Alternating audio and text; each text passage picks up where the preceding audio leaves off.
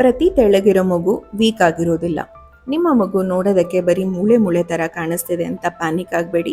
ಇದರಿಂದ ಭಾಳಷ್ಟು ಪೇರೆಂಟ್ಸ್ ನಮ್ಮ ಮಗು ತುಂಬ ಸಣ್ಣ ಆಗಿದೆ ಅಂತ ಟೆನ್ಷನ್ ತಗೋತಾರೆ. ತುಂಬ ಮಕ್ಕಳು 2 ರಿಂದ 5 ವರ್ಷದೊಳಗೆ ನ್ಯಾಚುರಲ್ ಆಗಿ ತೆಳ್ಳಗೆ ಕಾಣ್ತಾರೆ. ಏನಕ್ಕಂದರೆ ಅವರಲ್ಲಿ ಬಾಡಿ ಫ್ಯಾಟ್ ಕಡಿಮೆ ಇರುತ್ತೆ ಮತ್ತು ಆಕ್ಟಿವಿಟಿ ಜಾಸ್ತಿ ಇರುತ್ತೆ.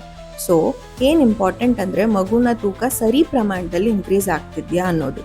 ಬೇರೆ ಮಕ್ಕಳ ಜೊತೆ ಕಂಪೇರ್ ಮಾಡೋದಕ್ಕಿಂತ ನಿಮ್ಮ ಮಗುನ ಗ್ರೋತ್ ಪ್ಯಾಟರ್ನ್ ಮೇಲೆ ಗಮನ ಇಡಿ. ಸಾಮಾನ್ಯವಾಗಿ 4 ವರ್ಷದ ನಂತರ ಪ್ರತಿ ವರ್ಷಕ್ಕೆ ಸುಮಾರು 2 kg ವೇಟ್ ಗೇನ್ ಆಗಬೇಕು.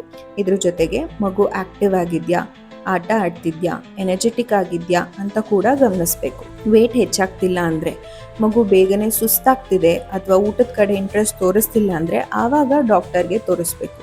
ಇದೇನೂ ಇಲ್ಲದೆ ಜಸ್ಟ್ ನೋಡೋದಕ್ಕಷ್ಟೇ ಮಗು ತೆಳ್ಳಗಿದೆ ಅಂದರೆ ಅನ್ಹೆಲ್ತಿ ಅಂತ ಅರ್ಥ ಅಲ್ಲ. ಅದ್ರ ಬದಲು ಮಗುನ ಗ್ರೋತ್ ಪ್ಯಾಟರ್ನ್ ಮುಖ್ಯ. ಭಾಳ ಸಲ ಇದು ಆ ಏಜ್ಗೆ ತಕ್ಕಂಥ ಬಾಡಿ ಸ್ಟ್ರಕ್ಚರ್ ಆಗಿರ್ಬೋದು, ಹಾಗೂ ಕೆಲವು ಬಾರಿ ಇದು ಜೆನೆಟಿಕ್ ಇನ್ಫ್ಲೂಯೆನ್ಸಿಂದನೂ ಆಗಿರ್ಬೋದು. ಲೀನ್ ಪೇರೆಂಟ್ಸ್ ಇದ್ದರೆ ಮಕ್ಕಳು ಸಹ ನ್ಯಾಚುರಲ್ ಆಗಿ ಲೀನ್ ಆಗಿರ್ತಾರೆ. ಸೊ ಈ ರೀಲ್ ಸೇವ್ ಮಾಡಿ, ನಿಮ್ಮ ಮಗು ತುಂಬ ತೆಳ್ಳಗಿದೆ ಅಂತ ಹೆದರಿಸೋರ ಜೊತೆಗೂ ಶೇರ್ ಮಾಡಿ.